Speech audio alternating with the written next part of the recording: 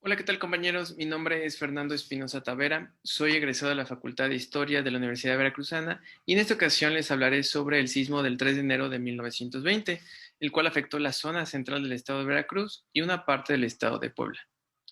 Se ahondará más en lo ocurrido en la entidad veracruzana. Se analizará los efectos y respuestas ante dicho fenómeno, así como sus implicaciones políticas, sociales y económicas. Primero que nada, hay que explicar que a pesar de que el estado de Veracruz se caracteriza por tener poca frecuencia de sismos y por lo tanto ser considerado como una región sísmica moderada, se han presentado fenómenos de este tipo que han resultado muy importantes, como precisamente el del 3 de enero de 1920, sismo que ya estaremos analizando de manera más amplia más adelante. El sismo del 24 de mayo de 1959, el cual afectó el sureste del estado de Veracruz, el del 11 de marzo de 1967, con principales daños en el puerto de Veracruz, y el terremoto del 28 de agosto de 1973. Si bien este último tuvo sus mayores daños en el estado de Puebla, hay que mencionar que tuvo graves repercusiones en algunas localidades de la zona centro del estado de Veracruz, principalmente en Orizaba, Río Blanco y Córdoba. Debido a la disparidad de tiempo en la ocurrencia de un sismo en el estado de Veracruz, es que no se guarda una amplia memoria de los acontecimientos y consecuencias de estos fenómenos naturales en dicha entidad, por lo que la prevención de daños, estrategias y la identificación de zonas vulnerables se encuentra rezagada a comparación de otros lugares como los ubicados en la región del Pacífico y centro del país, donde la frecuencia de sismos es mayor. Esto da como resultado que cada vez que un sismo de gran magnitud y con epicentro dentro o cerca de la entidad veracruzana, que golpea principalmente a la zona centro del estado, aproximadamente cada 50 años, las consecuencias y efectos son muy graves. En sí, el sismo del 3 de enero de 1920 tuvo lugar en un contexto histórico por-revolucionario de gran inestabilidad, eh, debido a que en el plano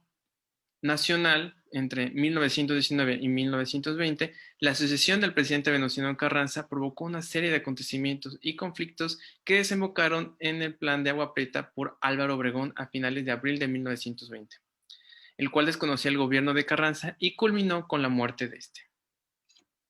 Debido a que Veracruz fue un punto clave y soporte del gobierno de Carranza, durante este periodo la entidad vivió envuelta de una gran inestabilidad tanto política como económica por las diversas rebeliones hacia el gobierno de Cándido Aguilar, en ese entonces gobernador de Veracruz, yerno de Carranza y uno de sus principales seguidores. Además que durante este periodo distintos personajes ocuparon la gobernatura del estado de manera interina o provisional. Esto debido a que el general Cándido Aguilar tuvo múltiples entradas y salidas a la gobernatura en la gobernatura de Veracruz. Ahora bien, pasando a las características generales, podemos mencionar nuevamente que afectó la zona central de la entidad veracruzana y parte del estado de Puebla. Esta es un área que se encuentra ubicada en la Sierra Madre Oriental. Se considera que este sismo es un sismo de Intlaplaca que ha provocado la mayor número de muertes en México y que de acuerdo con el Servicio Sismológico Nacional tuvo una magnitud de 6.4. Fue detectado por la estación sismológica de Tacubaya el 3 de enero de 1920 a las 10:25 de la noche, con su epicentro en la localidad de Quimixtlán, Puebla. Las poblaciones más afectadas fueron Tocelo, Cozotlán, Coatepec, Barranca Grande, Ixhuacán y Jalapa, todas ellas dentro del estado de Veracruz, Quimixtlán y Patlanalá en el estado de Puebla. Este sismo presentó características muy peculiares, ya que las pérdidas materiales y humanas, sobre todo las últimas, fueron provocadas no solo por el derrumbe de edificios y casas, sino que también se debió a los deslaves y desprendimientos de rocas y tierra, estos ocasionados por las características del terreno y vegetación de la zona, es decir, una zona montañosa, que cayeron sobre las poblaciones y sobre todo sobre los cauces del río Huitzilape de los Pescados, lo cual provocó fuertes corrientes de agua que aplastaron poblados que se ubicaban en el área. ¿Qué se quiere decir con esto? Que la principal, la principal forma en la cual las personas fallecieron durante este sismo no fueron los derrumbes, no fueron por los derrumbes de edificios y casas, sino que fue debido a, a estas corrientes de agua y lodo que eh, aplastaron algunas de las localidades que se encontraban en esta región. Un ejemplo de ello precisamente fue Barranca Grande, Veracruz, la cual quedó en gran parte sepultada debido a estas corrientes. En el caso de las zonas más dañadas, podemos explicar que la cantidad de mayor edificaciones derrumbadas, parcial o completa, se encontró en Teocelo, Jalapa y Cozotlán. Esto debido a que eran zonas urbanas más grandes que las demás localidades afectadas, lo cual suena muy factible escuchar que estas tres zonas fueron las que tuvieron mayores derrumbes parciales o completos. Los mayor número de muertes se ubicaron en las zonas de Barranca Grande, con 300 fallecidos, Cozotlán con 85, Patlanalá 239 y Quimixtlán con 80. Estos dos últimos en el estado de Puebla. Los mayor número de heridos se encontraron en Teocelo, 85, y Cozotlán, 60. Estos datos fueron proporcionados por el documento Memoria Relativa al Terremoto Mexicano del 3 de enero de 1920, del que ya se estará hablando más adelante. Estos datos son solo estimaciones debido a que resultó complicado cuantificar el número de fallecidos, en primera instancia porque la mayor cantidad de datos, la mayor cantidad de fallecidos se presentaron en poblaciones rurales o serranas que tal como lo menciona el doctor Bonor en su capítulo del libro El sismo del 3 de enero de 1920, era complicado cuantificar este tipo de datos con poblaciones tan alejadas, como lo eran las serranas, por ejemplo, además de que muchas personas huyeron del área por diversos factores, como el miedo a otros terremotos o erupciones volcánicas, lo cual dio como resultado que todavía se dificultará aún más esta labor. Además, por parte de las fuentes gubernamentales, no se encuentra alguna cifra oficial o estimación que se haya plasmado. Ahora bien, podemos hablar de los tipos de respuestas que se originaron posterior al sismo de 3 de enero de 1920. De manera principal podemos encontrar las que fueron realizadas por el gobierno o autoridades civiles. En este tema hay que aclarar que a pesar de que las autoridades civiles tuvieron un papel importante en temas de auxilio y reconstrucción, no hay muchas fuentes oficiales de gobierno que den detalles de este acontecimiento. Un ejemplo de ello es el informe de gobierno de 1920 de Cándido Aguilar, donde no se menciona dicho fenómeno.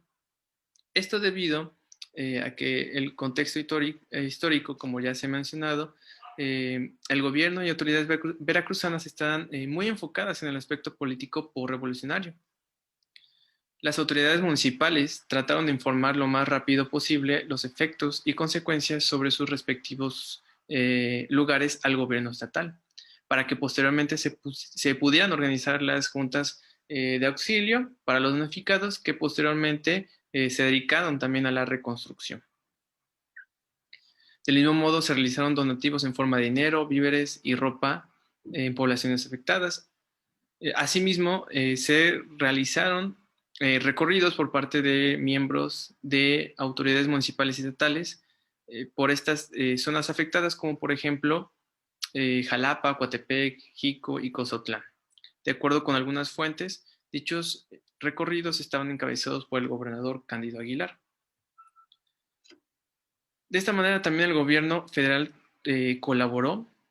debido a que organizó y mandó 3 comisiones formadas por miembros del Instituto Geológico de México para poder analizar, reconocer y estudiar la zona afectada, los daños y efectos. Dicha información culminó en la realización del estudio titulado Memoria Relativa del Terremoto mexicano del 3 de enero de 1920, publicada en 1922, el cual fue uno de los primeros documentos que estudió y analizó un sismo en México de manera más profunda y con un carácter científico, ya no solamente descriptivo, ya que además de dar las descripciones de los efectos y consecuencias, se proporcionó el estudio del terreno del área afectada, así como las explicaciones de cómo y por qué resultó en catástrofe, posibles soluciones, formas de prevenirlas y fotografías del paisaje y los daños con sus respectivos análisis. También se encargaron de desmentir muchas de las declaraciones por parte de la prensa, que de manera errónea o posiblemente al propósito informaban sobre posibles erupciones volcánicas o las exageraciones que se hacían del número de muertos y heridos. Ahora bien, en cuestión de la respuesta de la Iglesia Católica, esta también tuvo un gran peso y un personaje muy significativo que estuvo al frente del proceso de auxilio y reconstrucción de las zonas damnificadas, el entonces obispo de Veracruz, Rafael Guízar y Valencia.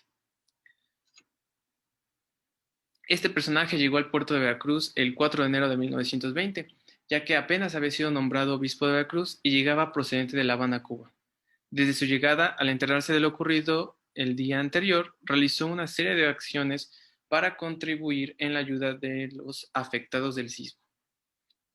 Entre las principales acciones que se encuentran fue la colecta de dinero y víveres para los damnificados. Algunos de los ejemplos más conocidos fueron el traspaso del dinero que iba a ser destinado para el vicario capitular en Jalapa y que por órdenes del obispo Rafael Guízar de Valencia fueron destinados para los afectados por el sismo, y la recaudación que éste logró en la lonja mercantil en la ciudad de Veracruz, supuestamente o aproximadamente de 20,000 pesos. También podemos mencionar sus recorridos a los lugares afectados por el fenómeno natural, como lo fueron Jalapa, Teocelo, Cozatlán, Jico, Ixhuatlán de los Reyes, Ayahualulco, Patlanalá, Chilchotla y Saltillo La Fragua, estos tres últimos en el estado de Puebla. Al visitarlos, también solía dejar donativos y personas encargadas que apoyaran en la reconstrucción, además de otorgar servicios religiosos, es decir, misas, sermones, entre otros, que si bien podría verse como algo sin importancia, resultaba un gran apoyo en el ánimo y consuelo para sus feligreses, ya que no solamente se encontraban destrozados materialmente, sino también de manera emocional. Muchos de estos servicios se realizaron en plena vía pública, ya que las iglesias o edificaciones religiosas estaban en mal estado o en riesgo de derrumbarse. De este modo, el obispo Rafael Guízar de Valencia estuvo presente en forma directa o indirecta en el apoyo de las zonas afectadas, siendo posiblemente el personaje de mayor importancia en la etapa de reconstrucción de las poblaciones dañadas por el sismo. Incluso podría considerarse más de lo que representó el general Cándido Aguilar, debido a que se mantuvo al pendiente de estos lugares hasta el siguiente año, en 1921. Algunas de las noticias que corrieron en la prensa, y tal como lo explica también el doctor Bonor en su capítulo antes mencionado, fueron las noticias que argumentaban que el general Cándido Aguilar y Rafael Guízar y Valencia se reunieron en Teocelo para acordar que el primero se encargaría de Cozatlán y el segundo de Teocelo. Ahora bien, en la cuestión de la respuesta de la sociedad civil, bueno, estas agrupaciones o sociedades tuvieron también participación en los temas de apoyo a los damnificados, debido a que desde hace tiempo que ya se había observado que había una gran capacidad por parte de estas agrupaciones para organizarse y dar respuesta a problemáticas, sobre todo cuando se referían a fenómenos naturales. Ya que estos colaboraron junto con la Iglesia y el Estado en las juntas de auxilio y reconstrucción. Es complicado dar una explicación completa de lo hecho por estas asociaciones, puesto que no se tienen datos concisos de las formas de organización y cantidades de recursos que se destinaron a las colectas.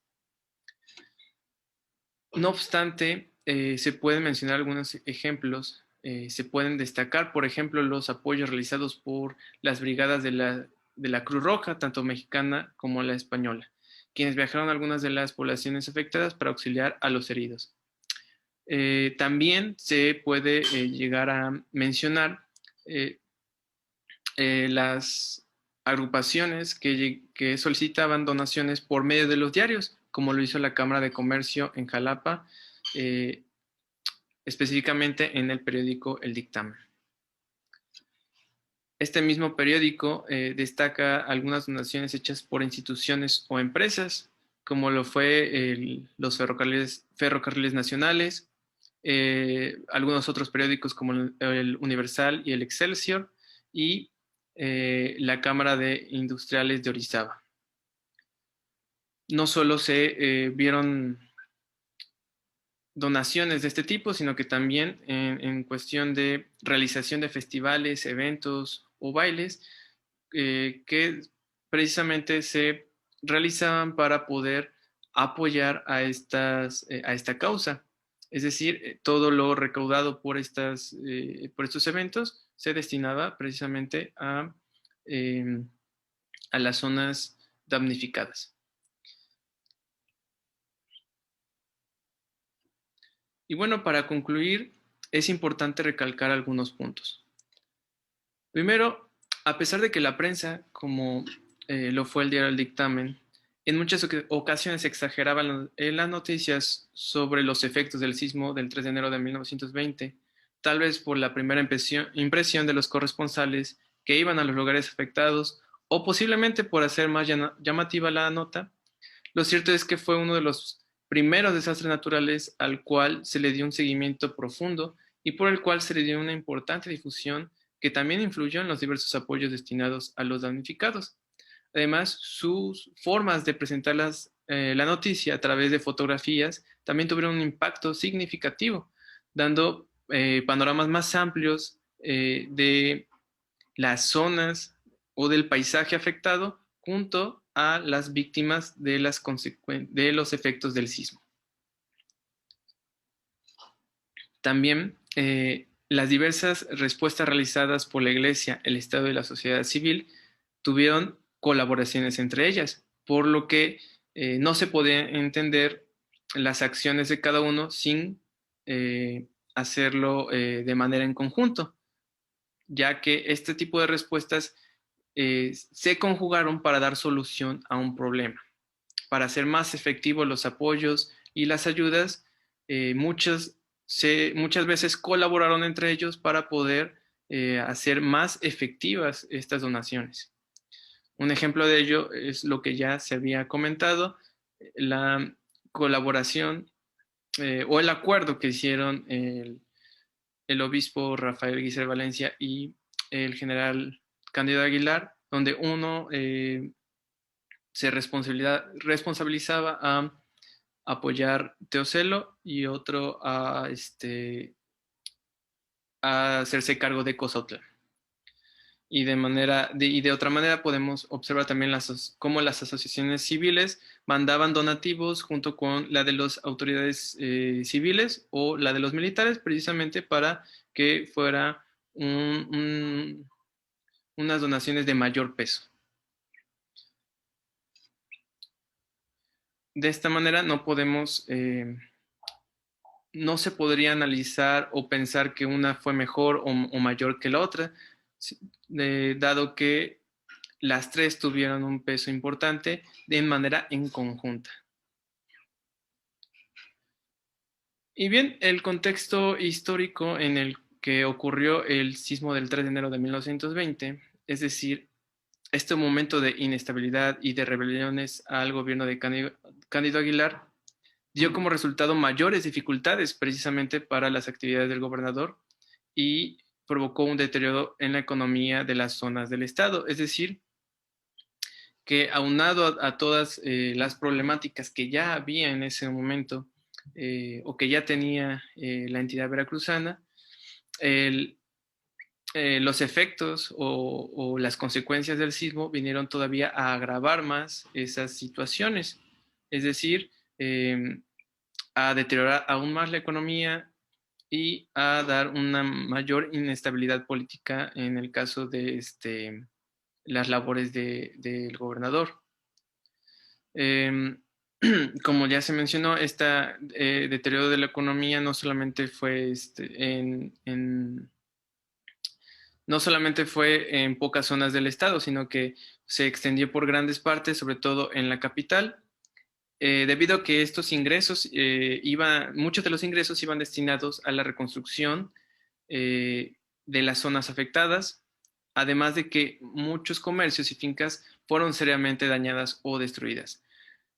Todo ello culminó en el descontento de la sociedad veracruzana, sobre todo, y como ya se mencionó, con el gobierno del estado. Muchas, eh, muchas personas, sobre todo en Jalapa, se tienen testimonios que